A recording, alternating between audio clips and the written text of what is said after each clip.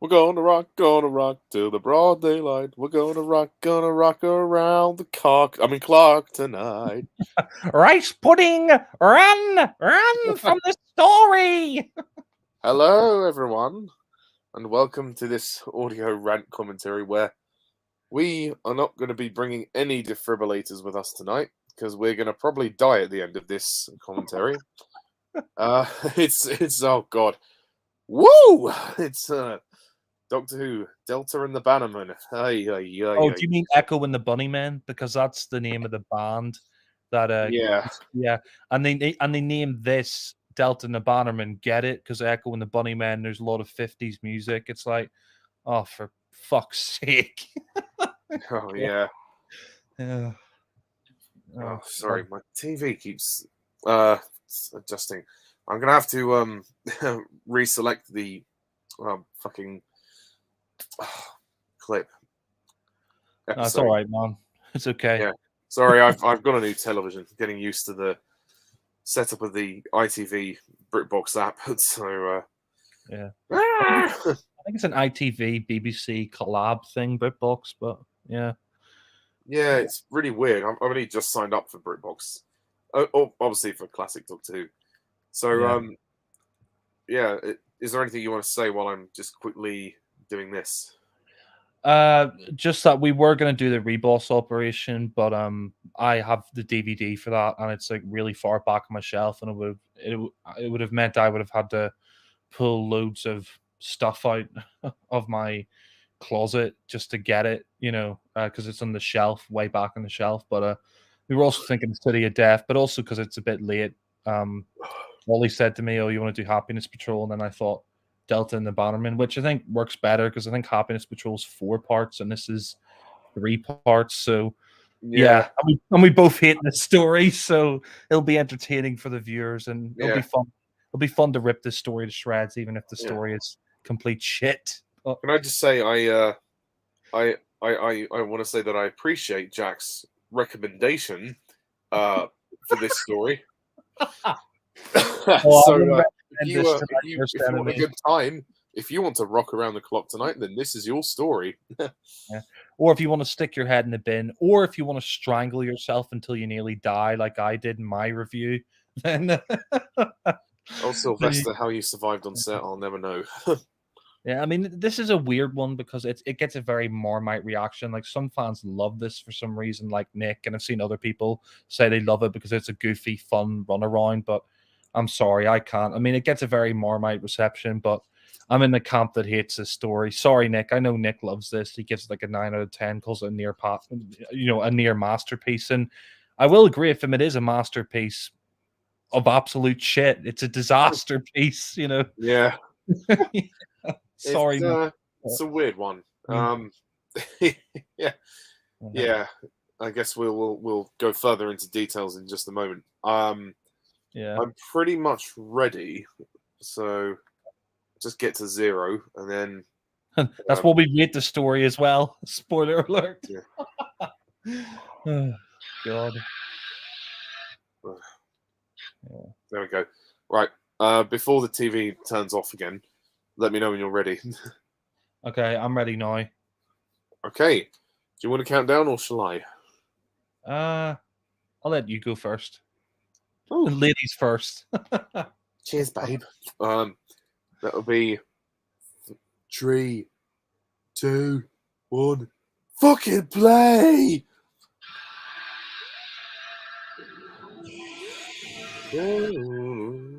I've never seen it on such a big screen before. Yeah. I actually like to see Classic Who on the big screen. I know that in London, the BFI, which is the biggest IMAX, the biggest screen in the country, they screen Doctor Who every so often. Yeah. And as I'm in uni in London now, I could do that. But it just depends.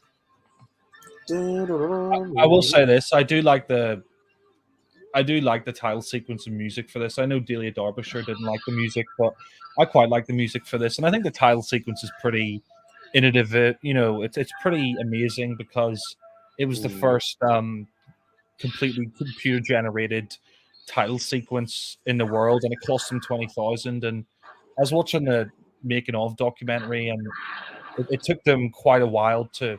Well, the guy who did it in like 2 weeks or something for 20,000 to do that title sequence. But yeah, God, Yeah. Ron Henderson, how the mighty have fallen. He went from Star. He went from Star Wars. He went from Star Wars. Yeah, sorry, what were you saying? Yeah. This is like Star Wars meets Toy Story. Yeah, that's the thing. Like these green toy soldiers, yeah, they were in Toy Story, which came 8 years after Delta and the Bannerman, but those Green Army Men action figures have been around since the 60s. How did nobody, when they were making this, think that these like creatures, the Shimmerans, how did nobody think they looked like those green toy The soldiers? way they run. God. You got to laugh at Classic Who. You got to laugh at it. The lack of budget. Oh, J&T by this point was just farting it out, and he was done. He was ready to go. Yeah. No, but Dawn Henderson, he's the guy who plays the villain there, Gavrok, who's pointing the gun at the Shimmering Queen, and he was in Star Wars. He played the guy in that Death Star scene who said, until the battle station is operational, we are The mouths don't even move. What the fuck? Oh God, that music is so goofy as well. Oh, the music for this whole season is terrible. Yeah. What happened? Like, they just did not care. This is probably one of the worst seasons of Doctor Who. It's definitely the worst season of Classic Who. I mean, I know a lot of people would say season 22, but season 22 at least had Revelation of the Daleks for me, and it also had Vengeance and Varus. For you, it had Vengeance and Varus and Market of Army, which you gave a pass, but this is literally the only one I like is Dragonfire, which I gave a 7. And yeah, I couldn't even give that a pass, but I thought, you know what, it'll do. 5 out of 10. I'll take it. Ken Dodd, Jesus Christ. Surprise! This is literally a pantomime. I mean, I love Ken Dodd. He's a great stand-up comedian, but what the hell's he doing in Doctor Who as a Tollmaster? And like you were saying about Nightmare of Eden, those guys, those policemen that look like strippers. He looks like a stripper as well. He looks like a stripper as well in that like pink sparkly glitter outfit. Yeah, why is he wearing a stupid outfit? God. I mean, I feel really bad for Sylvester McCoy because this is, the quality grips he gets in his first season. Fuck me. Yeah, I'm sure McCoy had his concerns about the future of his time on the show after this. I mean, I would be all right with the story being a fun camp run around and making it silly and all that. That'd be fine. But it's the fact that, they're trying to go for this serious storyline as well, with Gavrok trying to commit genocide and killing the Shimron Queen. And we never find out why he wants to kill the Queen of the Shimron race. That's never explained. And oh God, these two American characters, they are so pointless. They are literally the most pointless characters in a Doctor Who story ever. Yeah. God. Here we go. Yeah, Bert and Weissmuller. One of them's played by Stubby K, the guy wearing the New York Yankees hat and coat. Like he was a famous American comedian, but like these characters do nothing. Apparently, they're working for the U.S. government, but they do nothing in the story. Like they're the most pointless characters I've ever seen in a Doctor Who story. Yeah, I mean, this is certainly when the show showed its decline, and the convoluted stories were just, fans were clearly not impressed by what was going on. But thankfully, they turned it around in McCoy's third season. But yeah, Delta and the Bannerman is an utter headache. It's just it's so nauseating, It's just like every scene, there's something to go, Yeah. That guy who plays Bert, like the guy who plays Weissmuller, Stubby K, he actually was American, the guy in the New York Yankees hat and coat. But the guy who plays Bert, like, I think he's English or he's Welsh, and he's doing an American accent, and his American accent is so rubbish. It's crap. The Doctor Who team have struggled to get actors who do accents. What the fuck? What is this? This is absolutely campy shit. Oh. Yeah. It brings shame to pantomimes. Yeah, you know the way it cut between that alien and cut between that guy? Apparently, the aliens are going through this holographic machine or something that makes them look human, but it's just like, what the fuck is going on here? Oh, Yeah. God. I swear to God, I remember the first time I watched this. I bought the DVD back in 2018 or 19. I watched it for the first time and I hated it. And then I rewatched it for my review to give it another chance, and I hated it as well. Like the two or three times, and I watched it with you as well when you were reviewing it back in 2020 or whatever it was. But Yeah. the three times I've watched this story, I've tried to go in there and every time watch it, give it a chance, but I just don't know. Like every time I've watched it, I've just ended up despising it. It's terrible. I don't see the appeal at all. Like, I mean, if it was going for a, Yeah.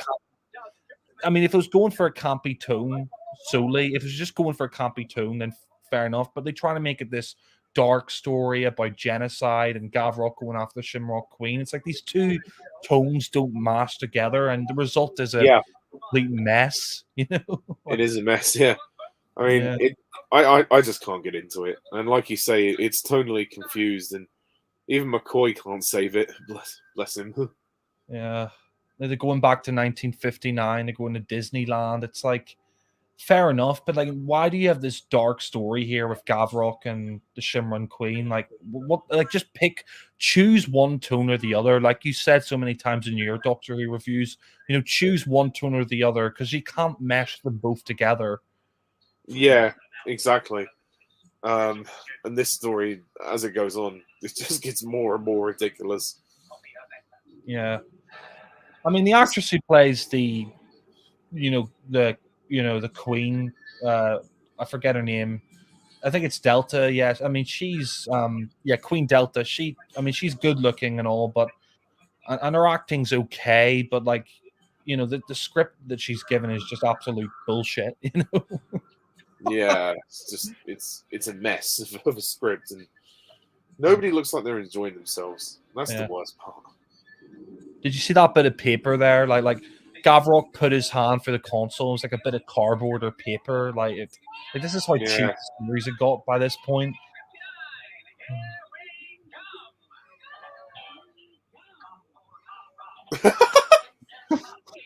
What the fuck? 5, 6, 7 o'clock, 8 o'clock, rock. Oh god. This is so crap. Rock around the clock tonight. Uh, a good song, but why is it in Doctor Who? I'll never know. Yeah. I mean, I'll say this. I mean, it looks great on the Blu-ray definition here is great. Like, but I mean, that can't save the story. Yeah, I've got it in HD here as well, thankfully. But yeah, I'd sooner rather watch it. I'd sooner rather close my eyes and just listen to it. How the fuck does this survive in the archive, but something like Power of the Daleks is missing? Like, I mean, God, I'd rather swap. Sorry, go ahead. So are they trying to make a music video for this song? God. I mean, I'd rather destroy all 3 episodes of this forever and have 3 episodes of Power of the Daleks than have this complete story because it's just absolute bollocks. Oh yeah, agreed.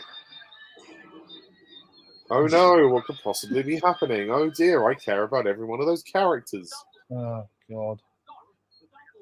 I mean, I'll say this: Bonnie Langford, like she went on to be a much better actress in EastEnders, and I do kind of like the fact that Mel is a positive character and she's quite a nice character, but there's just no development of her character in the TV stories. Anyway, I don't know about Big Finish. I heard she's more developed in Big Finish, but in the TV stories, all she does is scream all the time, and Yeah, she's a bit of a bimbo.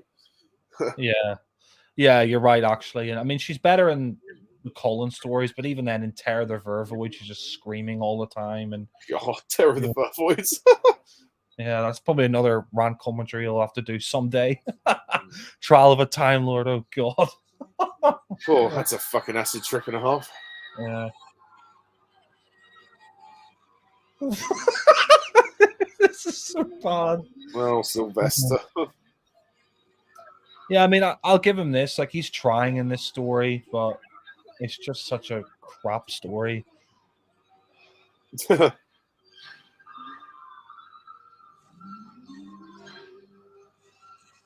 Uh,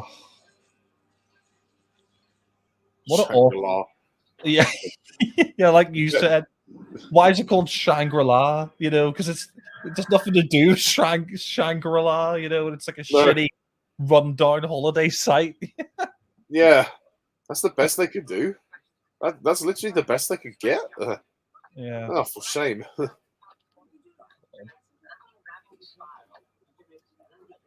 Anti-gravity spiral. Oh,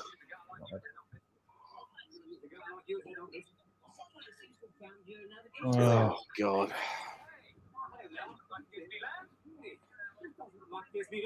yeah, no shit. It says Shangri-La. No Yeah. shit. You know, the irony is now that the Doctor Who has this deal with Disney Plus,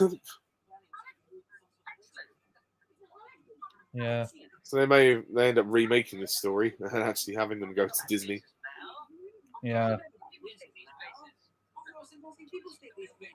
Oh, really? God. I mean, it's kind of weird now because the new series of Doctor Who since 2005, it's all been shot in Wales and Cardiff. But, you know, in the classic series, I think they all shot it in London, like Lime Grove Studios and Acton and all that. Like, they all shot the classic series in London, but this is the first story they shot in Wales. And then, you know, for the new series with Russell T Davies, maybe because Russell T Davies is Welsh, they decided to shoot, you know, from the series one onwards in Wales. But yeah, Yeah, that was mainly because Russell lived there. yeah. I mean, I don't think they watched this story and went like, oh yeah, let's film in Wales because this is Yeah, such a let's story. try to recapture the nostalgia of a revived Doctor Who story. Let's do it. Why not? Look at how run down this place is. Like you said, this was Butlins and Barry Island, which is Probably you not know, even that. yeah. Well, no, apparently it was like Butlins and Barry Island, but like it's no longer around anymore, and you can see why. Look how run down and cheap and nasty it looks. You know, Yeah, I just don't care about any of the characters and the whole story. It's just yeah.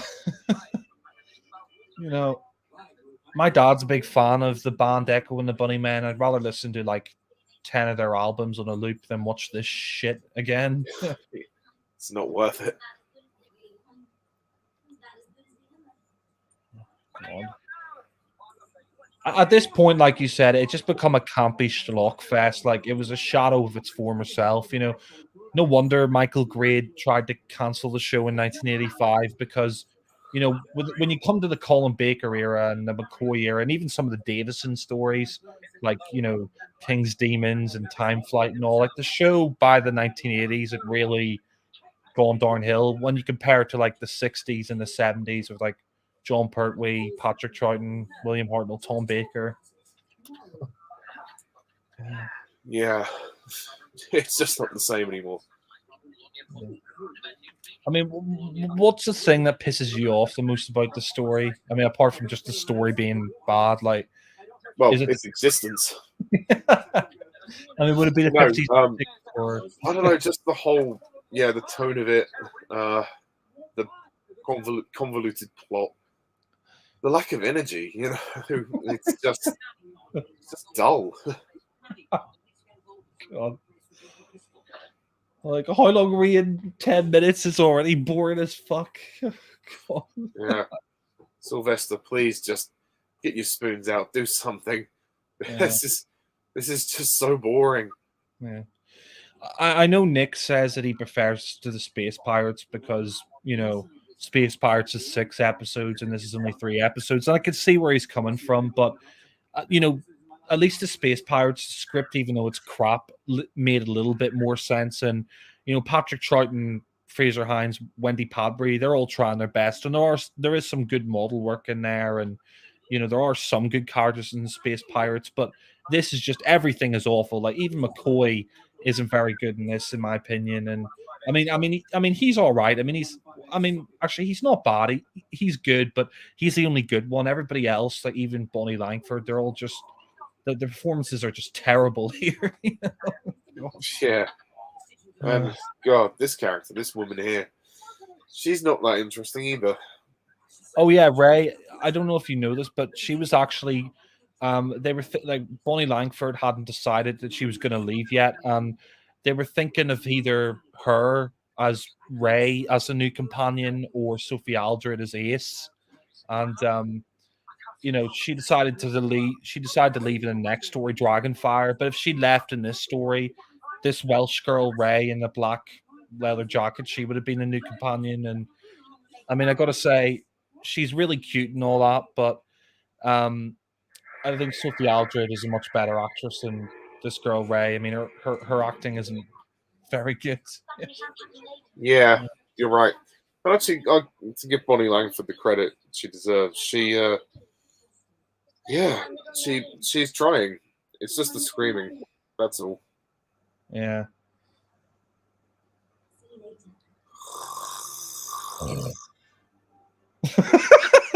Yeah. I'm sorry, Nick. Space Pirates might be 6 episodes, but one thing I'll say in defense of Space Pirates as well is most of that is lost, so we don't know. And maybe if the other 5 parts were found, it might be a slightly better story than it is already. But judging from the recon and the one episode, Ken Dodd. Of course. God, Don Henderson. He's been in so many better things. Like he was in the Paradise Club. He was in Red Dwarf. He's had a really long film career. He passed away in 97 of throat cancer, but he was in Star Wars before this, in the first Star Wars film. He played one of the Death Star men, one of the guys in the conference room. And, he was in Red Dwarf 10 years later, and he was in the Paradise Club and other things. But, he's trying, but the character Gavrok is such a shit villain, such a cliche villain. Well, his first mistake was signing up to this. Yeah.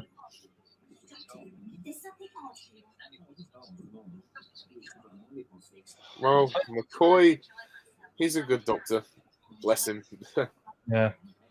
No, I do like Sylvester McCoy, but I think the problem with his Doctor in the first season is he's just too goofy and comedic, and I can understand why they did that because McCoy was mostly known for theater performances and comedy and children's shows and things like that. But he doesn't even have much of um a character in season 24. It's only with Remembrance of the Daleks in the next season when they make his Doctor darker, especially as well as his last season where his Doctor becomes really great, in my opinion. In his first season, it's just a bit too goofy, the scripts that they give him, but yeah.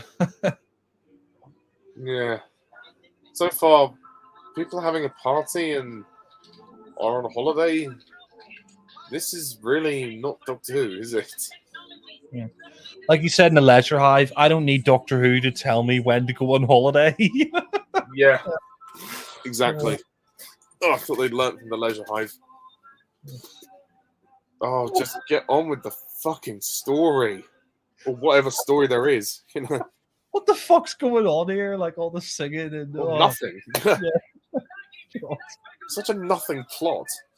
It's so crap. Even McCoy's like pretending to enjoy himself. Yeah. I'll say this. Part 1's going to be finished soon. Yeah. Oh yeah, this character Billy, I don't understand why he falls in love with Queen Delta. I understand, that Queen Delta is really attractive, but look at Ray. Like Ray, she's Welsh and she's human and she's really attractive as well. So why wouldn't you just, go with Ray, who's a human and who's pretty attractive anyway, and she already fancies you, rather than Queen Delta, who he finds out later is an alien, yet he still decides to go with her? Like, what? That after you've seen that their true form are these disgusting green alien toy soldiers? Like, what the hell? Disgusting being the right word there. Yeah. We are Americans, and we are in the story for no reason. They're literally the two most pointless characters ever. Like, I thought Milo Clancy was bad, but these guys are just as awful. God. Oh.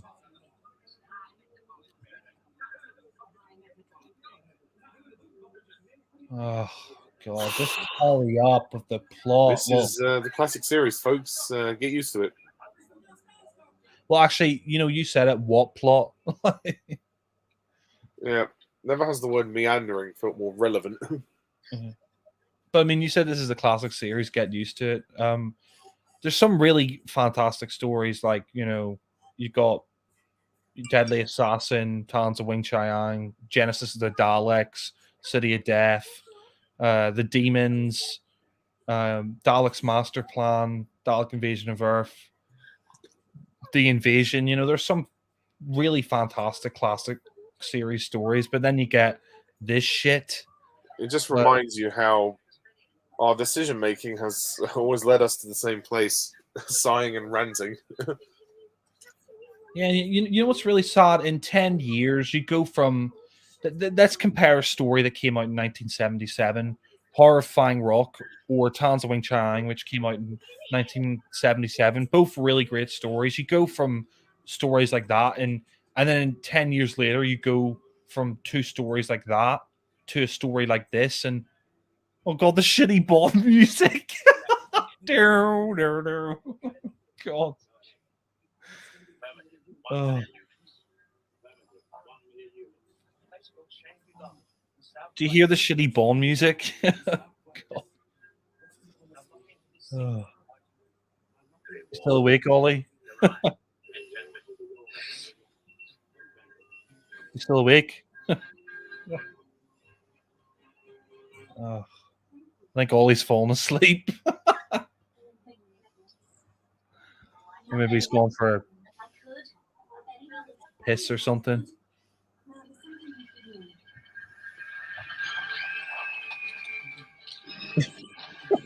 God. That's how you end the story. Ugh. God's sake.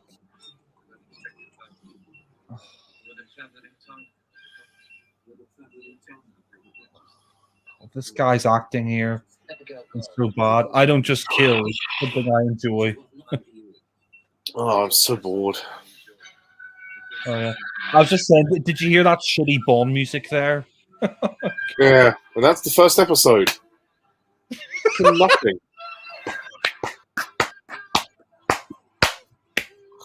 I'm on the edge of my fucking sleep, as you would say in your reviews. Cheers, buddy. Yeah. Mm. You know what Sam Harrison pointed out? That actor, his acting there is so bad. Where he's like, I don't just kill for money. It's also something I enjoy. Well, you keep telling yourself that, pal. Right, let's go on to the next episode. Yeah, but also We're almost halfway through the story. Yeah. But also the shitty Bond music there. I didn't know if you noticed it before you came back, but they're playing this like shitty Bond music with that guy on the microphone with the gun. Oh, wait, hold on. Can you pause it for a sec? I'm Sorry, still. yeah, my thing doesn't. For fuck's sake, it plays on its own, which is really annoying.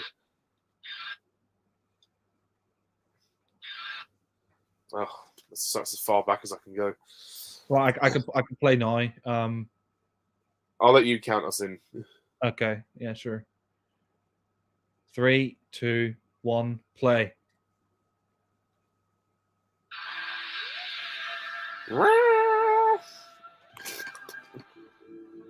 Yeah.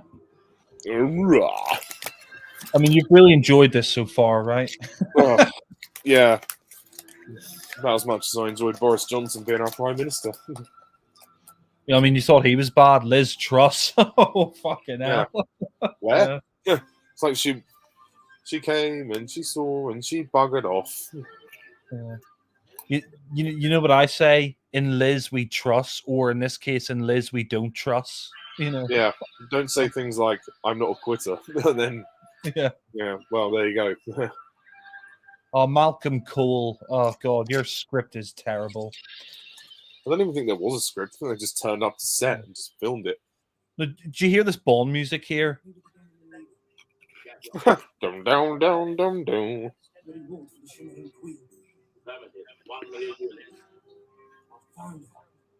Well, I'm sorry, they're trying to make it like James Bond, but this came out the same year as A Living Daylights. Oh Fuck. god, Mr. Bond.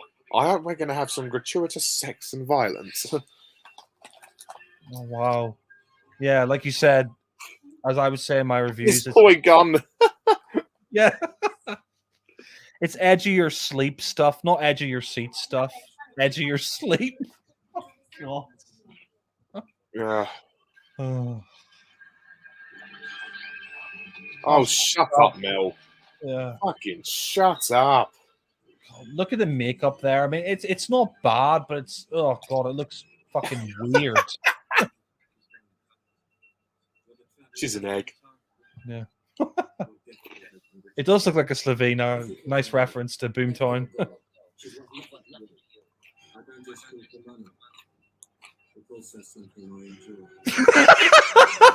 God, that line delivery is terrible.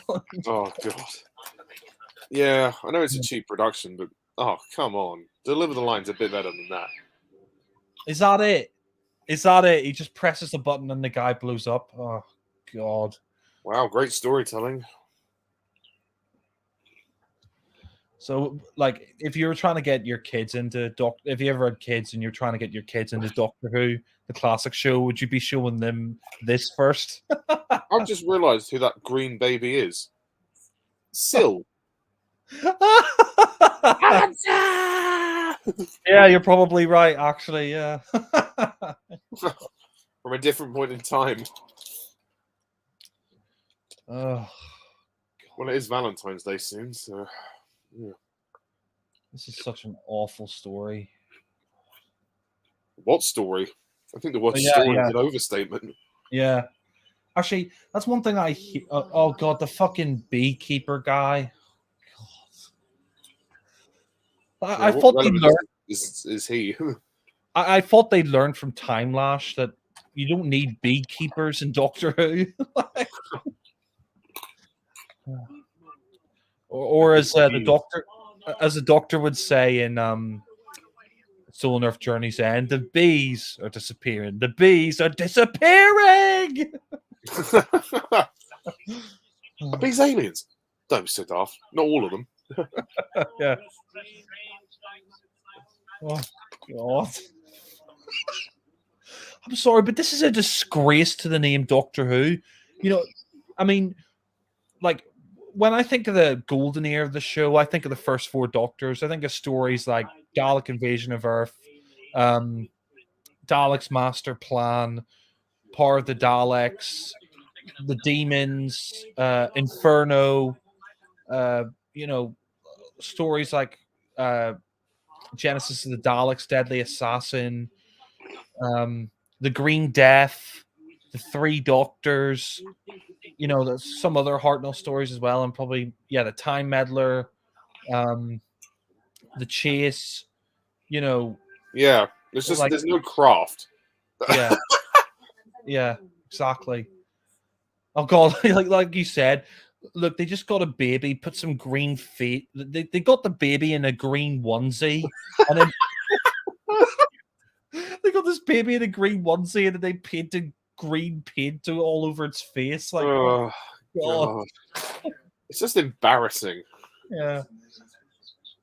I feel what you said in your rant, and I agree with you. I feel bad for the baby. Like the baby's obviously upset there, crying. Like it's got the green paint on its face and the green onesie. It's like You know, that might just be Mel's best scene in the whole show when she's asleep. Yeah. And so far, the Doctor has not done anything.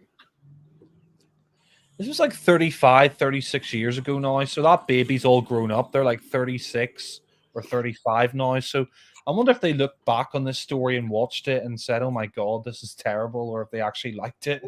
Do you feel like sometimes that McCoy's Doctor is a bit of a buffoon? Yeah, well, I think that's what he was kind of going with in his first season, because he came from like children's TV. He was doing children's TV before he did Doctor Who, and he was like he was more of a theater performer. Like he performed with Ken Campbell. That's where he got his name, Sylvester McCoy. His real name's James Patrick Percy Kent Smith, but he got the name Sylvester McCoy from Ken Campbell. Like he used to shove, like he used to go around and shove nails up his nose and ferrets down his trousers and all this stuff before he got the role of Doctor Who. And Oh wow! So he yeah, is well, he's a quirky character. yeah.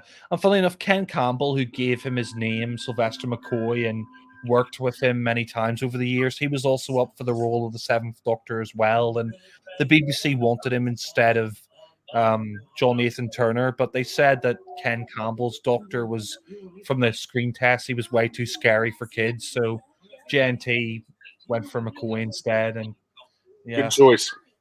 yeah. Just bobbing along. Why? I mean, I would like to see Ken Campbell's a Doctor. I think he'd be good, but yeah, McCoy, I think he works for the role because he's eccentric in real life, and you know, Yeah, and I feel like he's a fan of the show as well. He puts a lot of love into the part. Oh no, he was a fan of the show. Patrick Troughton, and he watched it with William Hartnell and Patrick Troughton, and Patrick Troughton was his favorite Doctor. So he said he based a lot of the comedy of his Doctor on Patrick Troughton. So that's kind of why he's a bit goofy as well. Oh god, Yeah. I hate the music here. Sort of stupid 80s cheese. God.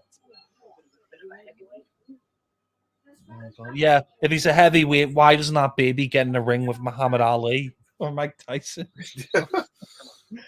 You're going to see Creed 3. Where the fuck is the story? Oh yeah, like you said, there is no story. Yeah. You reckon you'll go and watch Creed 3 at the cinema?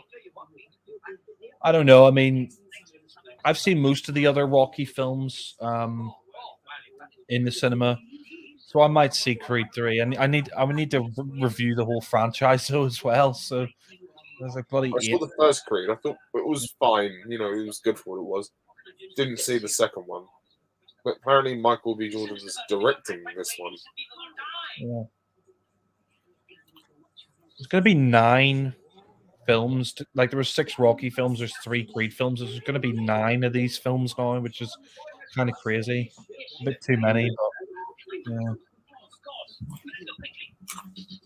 Let's go quickly. Oh,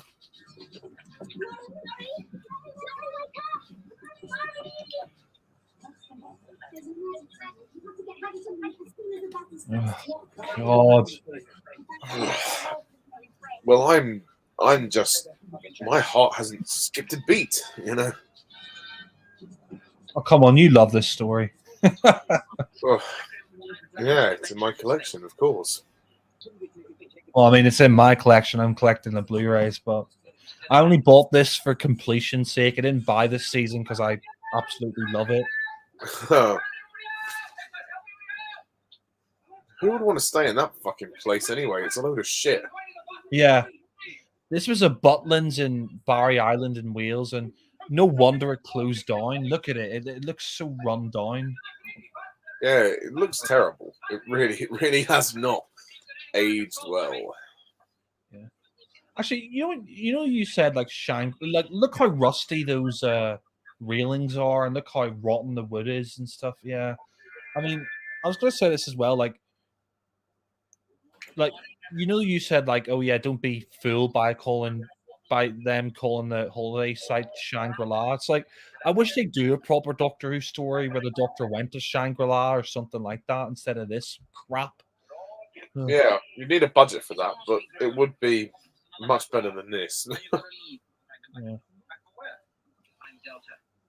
You know, my mum said she stopped watching by the time Sylvester McCoy is the Doctor. Like she was watching.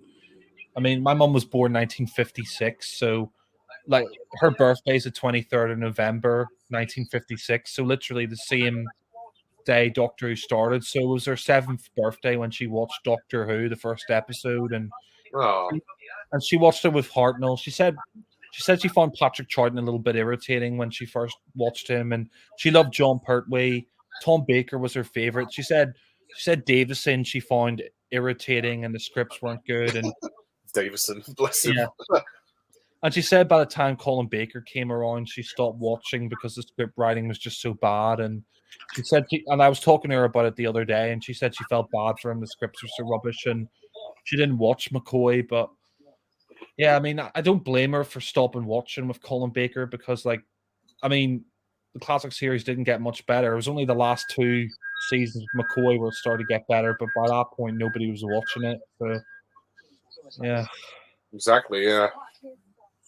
The thing is, if like Delta's an alien, why does she look so human? yeah, And how was she able to have sex? yeah. Well, I don't know. Is she like? She must be like a genetically altered Shimron or something like that. Because I remember the androgams in Two Doctors, another shit fest. But that one, you had these genetically altered androgams in that story, and yeah, one of them, what played by Jacqueline Pierce, like she looked human because she was genetically altered. Maybe Queen Delta's genetically altered, but I don't think they ever explained. So, I mean, why doesn't she look like a green toy soldier as well, like the rest of her race? It's so odd. Like, Yeah. I mean, that's kind of interesting, I suppose. But well, for a 3-part story, this is utterly dull. yeah. Oh Jesus, we're only 12 minutes in. We still got half of this episode left. God. And then one more. I mean, I'll say this: at least it's only 3 parts. Like, Thank God for that. but I mean, it may be half the length than the Space Pirates. But I'm sorry, Nick. I stick by my opinion that this is worse because Space Pirates, had Patrick Troughton, Fraser Hines, Wendy Padbury. It had And good, most of it missing anyway. So yeah. Most of it's missing, and I mean, Space Pirates also had some good sets and some good models and some interesting characters and stuff like that. This is just absolutely terrible. I mean, what was it? gonna rock around the clock tonight. Like, what does this have to do, if anything? Like, they're cooking a sausage or something. Like, Yeah, why are they in this? yeah, they're the most pointless. The two most pointless characters I've ever seen in a Doctor Who story. I like this character of Ray. I think that she could have been a great companion. She feels like the Welsh version of Ace. Yeah, but like I was saying, Bonnie Langford, she hadn't decided yet whether she was going to leave in this story or the next story. So if she'd left in this story, Ray would have been the companion, but she decided to stay on until Dragonfire. So instead, we got Ace, and yeah, it's a shame Ray never got to be a companion later on. But oh well. I mean, she's cute as well. It'd be nice to have a Welsh companion. I don't think we've ever had a Welsh companion before or since. Could be wrong, but Which is kind of ironic considering Russell ended up running the show. yeah. I mean, maybe Russell liked this when he was younger because it was set in Wales. I don't know. I mean, Where he just hops onto the back of the motorcycle. oh god, this stuff with the baby is so it grows up so quickly, and Her costume's so weird, like the spots, green spots on the dress. yeah, It's just so odd. it's such a shit story.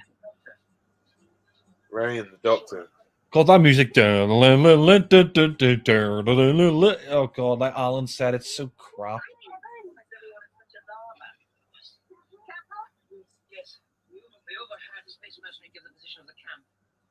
The scripts are disappearing. That's a good one. God. Yeah, it's true though. Unfortunately. Yeah. The music in this is so bad. Who composed the music? I think it was Kev McCulloch. Oh, well, someone in your family, was it? No, he's Scottish. I mean, the way they spell McCulloch different. What's so funny? Thanks. Oh, God. No, but they spell McCulloch differently in Scotland. In Scotland, they spell Loch Loch. In Northern Ireland, they spell Loch Lough. So McCulloch, the surname, they spell it Mcculloch, and over here, my surname it's spelled Mcculloughh. So yeah, no relation to me, but yeah, God, Ah, fair enough. he's Scottish, but yeah. Ugh. Well, I think he's English, but like maybe Scottish parents or something. But that's why his name's McCulloch. But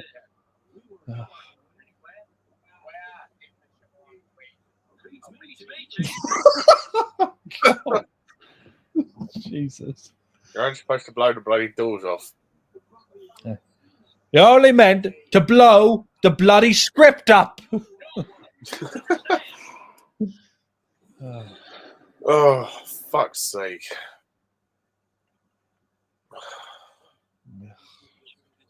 Can you please recite the plot to me? Because I've no idea what it is. Gavrock wants to kill the Shimmering Queen, and there's something to do with these aliens wanting to go to Disneyland or something. Yeah. Yeah, I mean, I was being sarcastic, but fair enough. Thanks. Yeah. You know what? We can make a better Doctor Who story than this. I bet you if we were running the show and we were writing and directing it, we could make a much better Doctor Who story than this dumpster fire.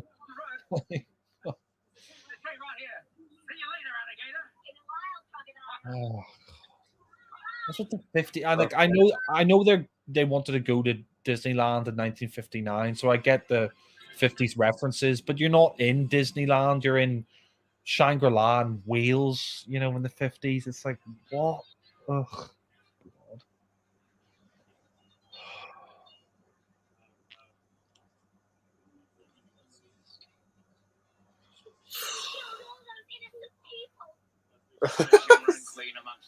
Very happy bit of acting there from Bonnie. All those innocent people. Whoa. Oh, Paul Henderson. Good actor. He was in the Paradise Club with Leslie Grantham, who played Dirty Dan a few years after. God, the way they stick out their tongues and they're like, Oh my god. This is just the least convincing story in the whole classic era. yeah. I mean, it's not as bad as something like Let's Kill Hitler or Asylum of the Daleks, but it's pretty awful. Or Hellbent, that's probably worse than. Well, that's definitely worse than this. But yeah, it's definitely for me one of the 4 worst stories of the classic series. It's down there, Time the Rani, Time Lash, and Delta and the Bannerman. You know, sorry, this is Delta and the Bannerman. It's down there, Time the Rani, Time Lash, and Twin Dilemma. They're all down there. Yeah. Oh god. I mean, I stand by the rating I gave this 0 out of 10. It doesn't deserve any better. It really. Yep. I agree.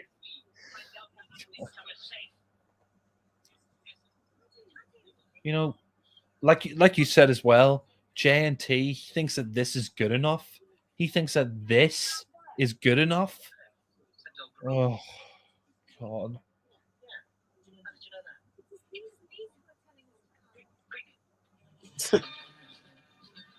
It's just the Doctor fucking prancing around in the woods for most of the story.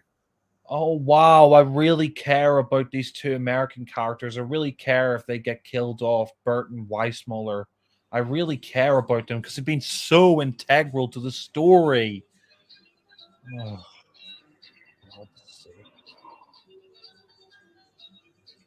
I've only got 4 minutes left, and then another fucking part. Oh God.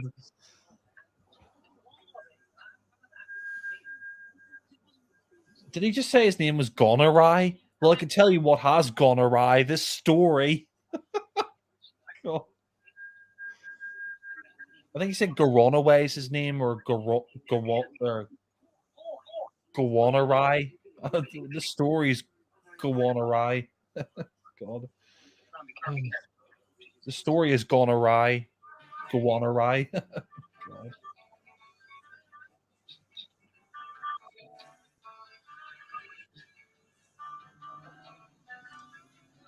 I know Alan said he liked this scene where, you got Gavrok eating the meat because it shows how villainous he is, but I just think it's so cliche. Oh, look at me, I'm a villain. I'm eating into this big chunk of meat.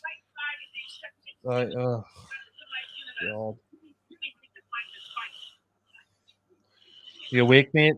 I think he's always falling asleep. Ollie? Ollie? Oh, God, Ollie's falling asleep. Ollie!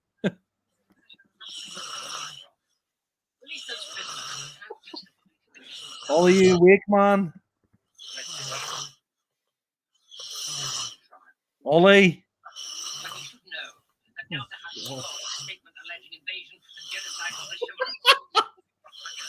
He's falling asleep. He literally is on the edge of a sleep. Oh, God.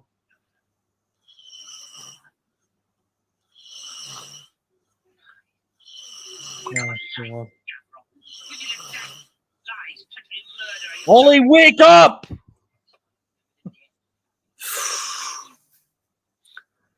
Oh, you all right, man? God. It's so boring. What's going on in this? You fell asleep, didn't you? God. Yeah. There really isn't anything going on, though. Can you try and stay awake for the next episode, mate? I don't want you to fall asleep and then you're going to have to turn it off later. Yeah, no, don't worry. I've got a Coke Zero with me. I think I should let you commentate on it so you won't fall asleep. No, it's all right. I've not got much to say. Well, now that that's over with. Yeah, I love that bit where Sylvester McCoy says, "I think I've gone a little bit too far." Yeah, I think the story has. We're not far enough. Yeah. Nothing's happening. Ah! Before it infuriates me more, now it's just boring me. I don't know what to say. Like, it's just another story. There's nothing distinctive about it. Yeah. I mean, have you enjoyed it so far? God. Oh, you haven't fallen asleep again, have you? Oh, yeah, God. Right. Oh, let's get on with the last episode. I think you should do the countdown again. Part 3. Okay, I just need to. No. Sorry, Ollie, not part 3. Part 3. Part 3. Okay, I'm on 0. Ready when you are. Okay, I'll let you go. Do the 3, countdown. 2, 1, play. R.I.P. Oh fuck. Start again. No, start now. Yeah, sorry, I had a BritBox intro for some reason. Yeah, no problem. So, I've been talking throughout. I've been doing a lot more talking throughout this commentary. I think I'll let you talk a bit more for part 3. No, don't worry. I mean, I have nothing to say other than utter resentment for what we're seeing. Yeah, no, I know it's. I know it's late at night. It's 11:30, and I know it's a boring, shitty story. But just, I thought I'd let you talk a bit more because I don't want you to fall asleep again. Yeah. That's all right. Yeah, I mean, this story is not popular among the classic fandom, as far as I know. And as a wise ogre once said, "It is easy being green." Part 3. Cool. I'll give you.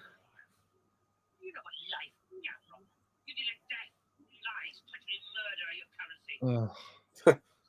Such a matter. Don't you think it's a real cliche that Gavrock's chomping on a bit of meat? I know Alan likes it, but for me, it's so cliche. It's like, oh, ha, ha, ha, ha, look at how evil I am. Yeah, it's odd, isn't it? It's supposed to be some kind of major character trait, but it's just doesn't. I just don't care, you know. Yeah. Oh, how's your Diet Coke? Oh yeah, it's keeping me alive. Does it taste better than this story does? Yeah, pretty much. Ugh. A little too far. Good night, Doctor. Oh, Jesus Christ. I just, yeah, I never want to watch this again after we do the commentary. The only way I'll watch it again is if I ever had kids and they wanted to watch it. But even then, I'll probably just let them watch it and leave the room. Ugh. You there, mate? Yep, I'm here. Taking in the shit that's on screen. What do you think of these two American characters? Give us your honest thoughts. Bert and Nothing. They are Wiseman. they are nothing. They will be nothing. They never were anything. Yeah, They're just here. They're here to pad the story out. yeah. 1, 2, 3. 1, 2, 3 o'clock, 4 o'clock, rock, 5 o'clock, 7 o'clock, 8 o'clock, clock.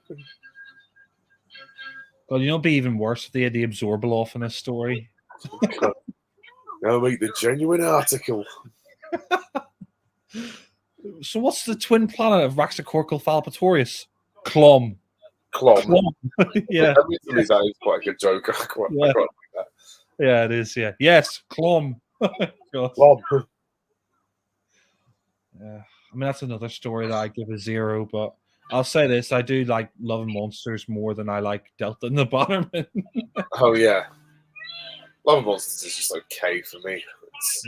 It's not great. It's not really good, but it's all right. Like I can deal with it. It's got good ideas, but bad execution. I'll say this though: this episode doesn't have a paving slab. Like, you know, it doesn't have Mel being turned into a paving slab. Although saying that, I would kind of like her to be turned into a paving slab after all the screaming and money in this story. Yeah. Wow, what an exciting chase scene! I'm riveted. I have such an erection right now for this story. The bees are disappearing. Yeah. This show is disappearing. Literally, it did back in '89, and yeah, it didn't come back properly until 2005, except for the TV movie. Speaking about the girl though, why is she dressed in white now? She was green before. Yeah, well, no, I think that's her outfit that they've given her. She's growing up, but God. Yeah, in a whole day, she's gone from a baby to a young child. Yeah. You know what's funny on the season 24 box set on the Blu-ray box sets they've got this thing called Behind the Sofa where all the Doctor Who stars react to Doctor Who stories, and they had Peter Davison, Janet Fielding, who played Tegan, and Sarah Sutton, who Oh, played Nyssa. They got them to watch Delta and the Bannerman, like kind of like goggle box for the season 24 box set. And it was so funny because Davison was just taking the piss out of the story, saying it was shit. And even Janet Fielding and Sarah Sutton said that this was awful. So yeah. well, that just goes to show. Yeah. I mean, if the stars of Doctor Who, you know, Tegan, Nyssa, and the Fifth Doctor don't like this story, then why should we? Yeah. I don't think there's anything you could say to convince me otherwise. Yeah.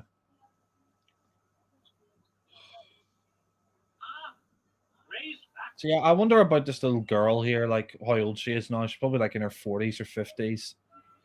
Yeah, I would have thought so. Yeah. I mean, the thing is, like, she didn't have any lines to say, really. So it's a bit of a thankless part to play.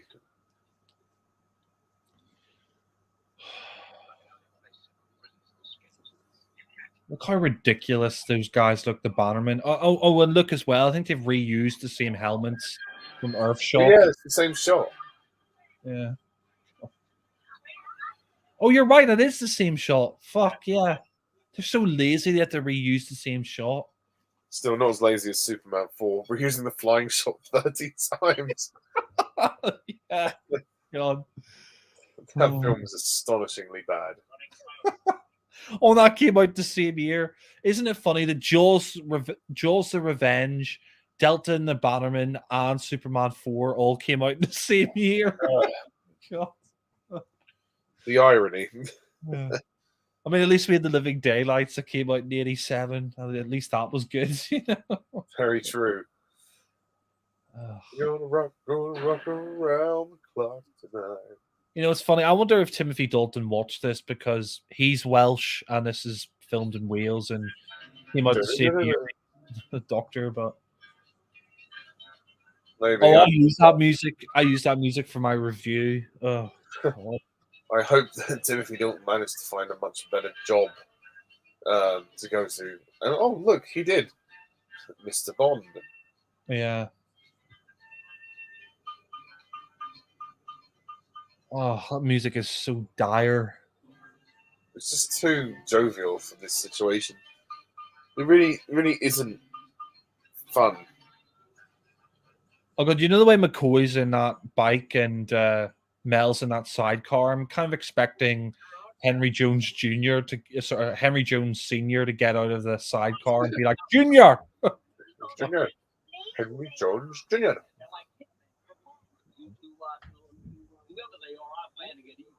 Oh, we've still got like 17 minutes left. Oh, God. Thankfully, it's not as long as some other stories, but it's still fucking torturous. Yeah. Well, it's not as bad as Twin Dilemma, thank God. Yeah. Thank God for that. I suppose there is a silver lining to this dark cloud. Well, actually, no, I would say it is as bad as the Twin Dilemma. Sorry, I think this is worse than the Twin Dilemma, but I suppose you would say Twin Dilemma is worse because that's one extra part and it starts Colin's era on such a bad note. Yeah, Paul Colin. Yeah. Dun, dun, dun, dun, dun, dun, dun, dun. Oh. You know, this gives a new meaning to the word schlock. You know, it's just it's a disaster piece, as you would say. It's a masterpiece of absolute shit. Yeah, I still think disaster piece is a good adjective to use to describe this. Oh, maybe that'll keep you awake. That scream. Oh, God. Yeah. I'm so bored out of my mind. Yeah. Fuck, that's a loud scream. Oh, God. How long have we got left? 15 minutes. Oh, fuck's sake. Just fuck it. You know the Bannerman. Like, why do they have banners on their back? I don't understand it. Like, I get it. You know, it's Echo and the Bunnymen. It's a parody, but like, why do they have banners on their back? Like, what? Ugh. Ugh. And then why they stick their tongues out as well and go, "Wah!" It's like, the fuck is Yeah. What is there to say anymore? It's just a mess. Where's Garnet and stuff when you need them? I mean, excuse me. Oh, we be coming down from Somerset, and now we're in Wales. Oh, hello there, boy. Oh, I'm in Wales. Oh no, don't grab those. They're not the crab jewels. God. I mean, I like that 50s car, but I can't really give them credit for that. That's just something that would come anyway with the story being set in the 50s. Yeah, it's a nice setting, but they don't do a lot with it. Oh, God. What a terrible, like, You know what's funny? Like McCoy's first season is terrible, but his last season's absolutely brilliant with Curse of Fenric, Survival, Battlefield. But then you start off with such a shit season. Yeah, it doesn't bode well, does it? Yeah. Oh, God. Will this end? Unfortunately, not. Oh.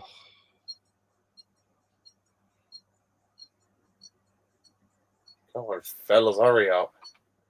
Some of us have got things to do, and homes to go to. Yeah. Some of us have got lives. Yeah, I have a life outside of rock around the clock tonight. Yeah. I hope we're going to have some gratuitous sex and violence. Yeah.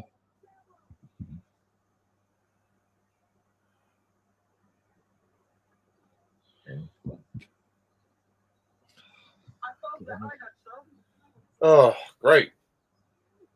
Uh, I'm so thrilled. I'm happy. Da-da-da. And it's, one of the most boring chase scenes. yeah.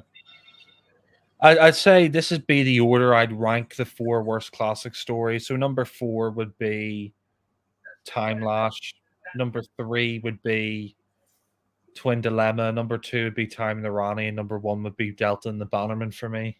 What for you makes this the worst of the classic era? Like, what is so bad about it that you head and shoulders above the rest? I mean, you give it a 0 as well.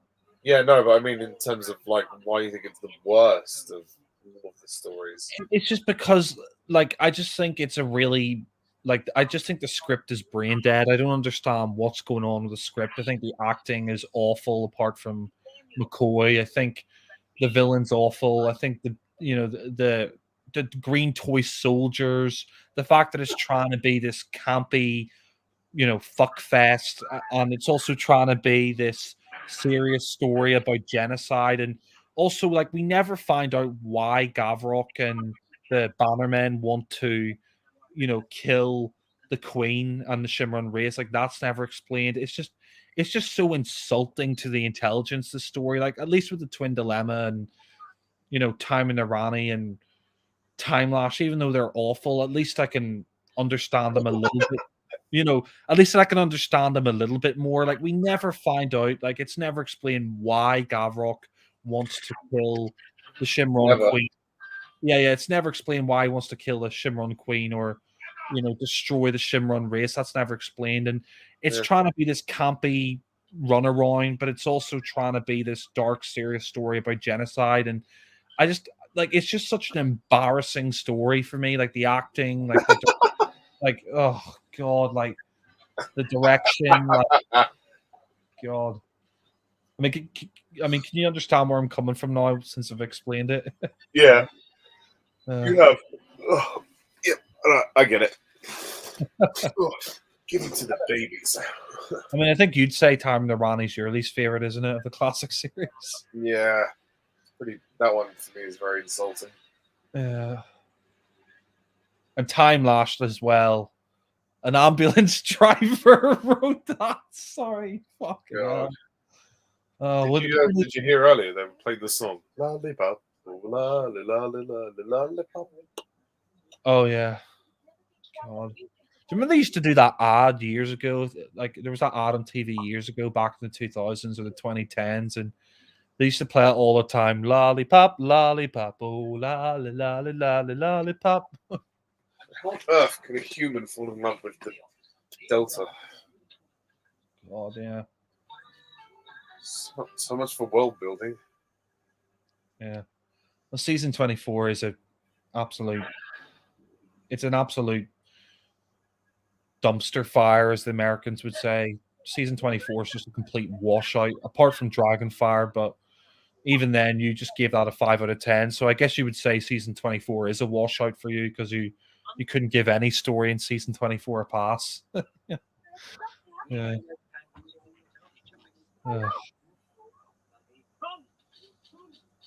Sound like Eccleston there. Run! Yeah, exactly. Yeah. I always say like Delta and the Bannerman, that scene where he says run to Ray, like it like maybe I don't know, maybe Russell decided to do that for Rose when Eccleston grabs Tennant's Eccleston grabs Billy Piper's hand as Rose and says, run. You know? Oh, Yeah, exactly. Run. yeah.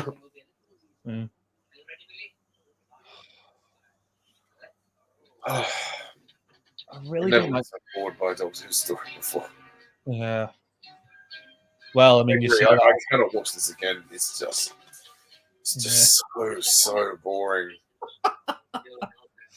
I think the next one we need to rant on. I mean, not straight away, but I would probably do a good story next time. But I think the next one we should probably rant on is Time Lash. Get that out of the way.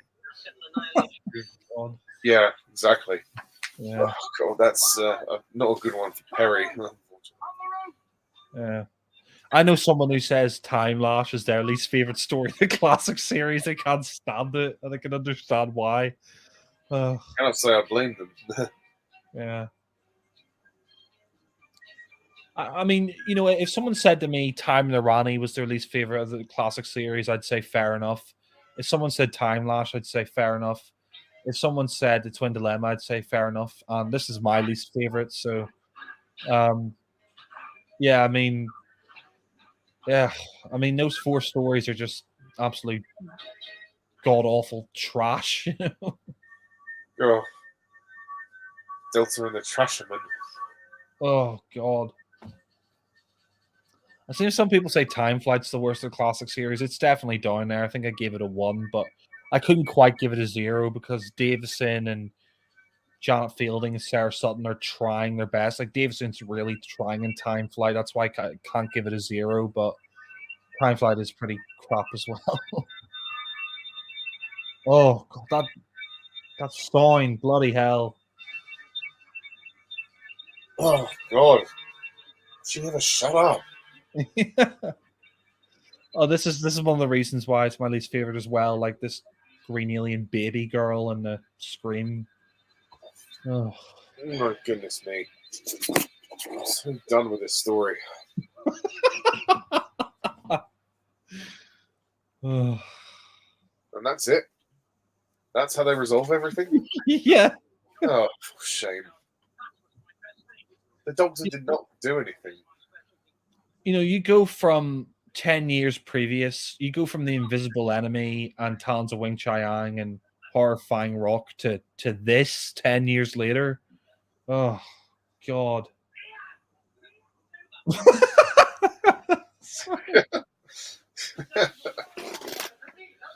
I'm wondering as well, Mr. Burton, that guy with the tooth missing and the red jacket, Mr. Burton. I wonder if that's a reference to Richard Burton, who was a Welsh actor who's quite famous. I don't know. Oh, God. Thank you for your help. Yeah, yada. Good, now go home. This Get is the such fuck out of here. such a good story, isn't it? Oh God, look, he's become an alien now as well. Like he's taken those things. Yeah, how did he even change his species? Apparently, he was taking some injections or something like that, but it's a lame excuse. I'm sorry. Even though Doctor says, you know, it could be dangerous. Like, I don't understand this. Why not just go with Ray? Ray's the same age as you. Ray's Exactly. really, you know, Ray's really good looking and she fancies you, which is a bonus. She's really good looking and she fancies you. She's the same age. So why not go with Ray, who's a human, instead of Queen Delta, who's this green fucking alien, like toy Yeah, this soldier? great fucking thing. Yeah. Oh, God. Abba-oo. I call that music. Ooh, whoa. God. Abba-oo. This doesn't fit Doctor Who at all. Yeah, no, if you listen to the soundtrack, it's like here's to the future, love is the answer. Ooh, wah, wah. It's like fucking hell. God. I feel like it's just the longest ending ever. Yeah. See, Ray's the only good character in this, other than the Doctor. Yeah. I mean, I would have liked her as companion. If we didn't get Sophie Aldred as Ace, would you have liked Ray? Because they were going to go with her if Bonnie Langford left in the story, but she decided to do Dragonfire, and instead they went with Ace. Would you have liked Ray if we didn't get Sophie Aldred? And if Bonnie Yeah, I think so. Langford, yeah, I just don't. I don't care about the character. I mean, she performed it fine. She's a decent actress, but dull character, dull, dull, dull. like the only reason I think Billy goes with the Queen is because the script says that he needs to go because like apparently they need to rebuild their race. Like there's two girls, but they need a man to rebuild their race. So that's the only reason in the script that he would go with them. But like it's like what the fuck, The way the ship leaves. Sorry, Yeah. I had to chuckle at that. Well, yeah, scripts. Yeah, what script? Oh no, I said when the ship leaves. Oh yeah. God, really bad effects. Oh, everything. What are the good things in this story? Nothing. God. McCoy, I guess. That's about it. Yeah. God. Oh God. Thank God it's over. We've only got like a minute or so left. Thank fuck. Oh. Just hurry up and fucking end. Yeah, get on your bus and fucking rock around the clock tonight. Rock, Ugh. rock around J&T's cock tonight. You're gonna rock around his cock tonight. Yeah. Oh wow, these two American characters that I gave such a shit about, Burt's and Weissmuller. Are we ever gonna fucking get away from Shangri-La? Oh, Waste man. well, I don't Waste know. I fucking don't know time. about. It is a waste of time. Yeah, I don't know about you, but that's probably the best classic Doctor Who story I've ever seen. I think it's better than Case of Androzani, better than Deadly Assassin, better than Genesis of the Daleks, better than the Mind Robber, better than the Invasion. Inferno, way better than all those stories, right? Right? Oh, you're telling me. Oh, this story put me to sleep. It literally did. I had to shout to wake you up. Yeah, I'm sorry, man. It's very late. It's very late. No, I understand why he fell asleep. It is such a shitty, boring story. Yeah, there's not much incentive to watch it, to be perfectly honest. Yeah. But yeah, so my overall verdict is, well, it's crap. So good night.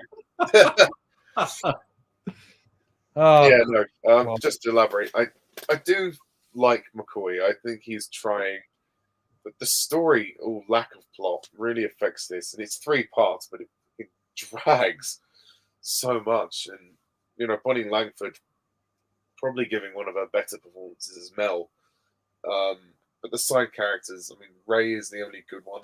She's pretty cool, but the rest of them, they're just boring, and the plot just meanders on so much. And whenever something exciting happens, like a chase, you just can't invest in it. You don't invest in the characters, and that's the first problem. So, why set it in this rundown hotel park as well?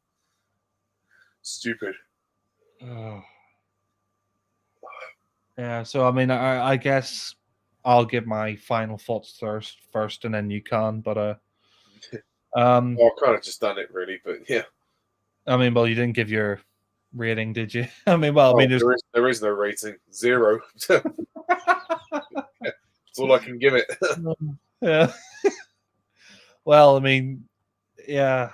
I mean, there's not much more I can add to that, really. I mean, it's a Doctor Who story that I've never liked. It's a Doctor Who story that, just anytime I've seen it, and I've seen it like 3 times now, it's always infuriated me. I remember getting the DVD of it back in 2018 and watching it for the first time, and I thought it was terrible. And then I rewatched it for my review, and I was willing to give it a second chance because there are some fans who like this story. It's a very Marmite story. I've seen a lot of fans say they love it because they just think it's a silly runaround, and there are a lot of fans like you, me, and Alan who hate it. I think Nick's more in the camp that likes it. It's a very Marmite story. There's some fans who love it because it's a goofy runaround, and there's other fans like me and Alan who hate it. But um, it's a story like when I said when I was collecting all the DVDs before the Blu-rays came out.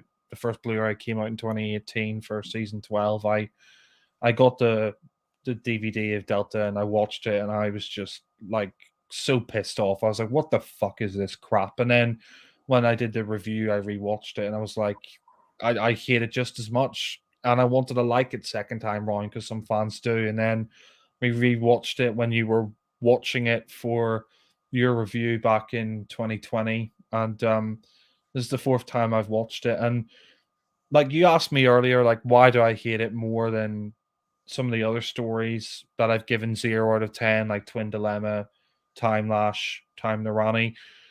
Twin Dilemma, I'll say this. I mean, yes, it's 4 parts, so it's longer, but the one thing I will say that's good in that story is Nicola Bryant as Perry. She's Yeah, really good in that. And 2 reasons. yeah, yeah. No, she gives a good performance. And I mean, apart from that cliffhanger where she says, "Oh, doctor," oh, that's her only bad bit of acting. But yeah, His but one, I think, is worse. yeah, Perry! yeah, yeah, that's worse. Yeah, but I mean, Twin Dilemma, yeah, it is longer, but I mean, at least you have Nicola Bryant as Perry. She's written well in that story. And one thing I will say about Twin Dilemma as well is that I mean, even though it's a piece of shit and I give it a 0, I admire the fact that they were trying to do something different with Colin's doctor. Apparently, he's supposed to be so disturbed by his regeneration. That's why he strangled her and he's kind of off a rocker. It doesn't excuse the fact that he strangled her, but yeah, I mean, I at least admire, even though Twin Dilemma is a complete disaster, I at least admire that they tried to do something different, even though it completely failed and fell flat on its arse. And you do have Nicola Bryant as Perry.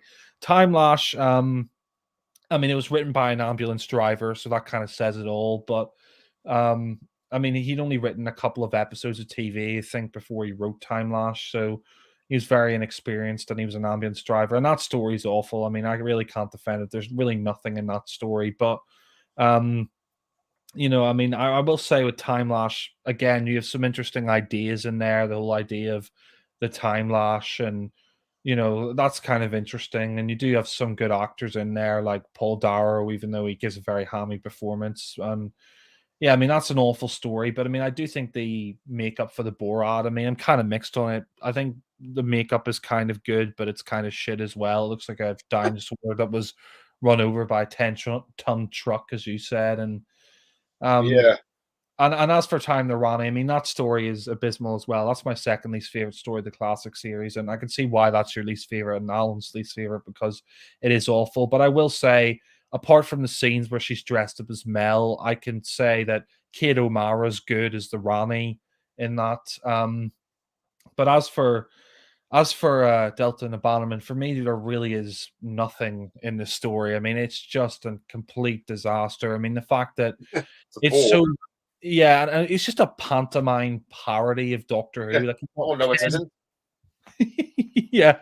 Oh, yes, it is. Yeah. The Um, villains suck. The villains are nothing. yeah. I mean, Ugh. Sylvester McCoy, I mean, he's the only good thing in it, but even then, I don't think he's very good because you haven't got that darker version of the Doctor yet that you get in Remembrance of the Daleks in his last season. So even then, I just think I mean, for me, the reason why Delta and the Bannerman's the worst is because, Ken Dodd in it is just ridiculous. Like, it's such a pantomime story. It's like they're trying to set it in 1950s Disneyland, but um, instead, you've got them running around this cheap holiday site in Wales. And what I really hate about the story is they're trying to mash two tones together. I would be fine with this being like a camp, goofy runaround if you know, if they just went with it, if they just made it completely camp, then fair enough. But they're trying to do this dark story as well about genocide. Like Gavrock and the Bannermen want to destroy the Shimron race and Queen Delta, but they never explain why. And Gavrok's such a shitty, like, two-dimensional villain, like, "Ha ha ha, I am going to kill you," and he eats that bit of, meat, and, like, the green fucking toy soldiers, like, what the fuck? Like, seriously.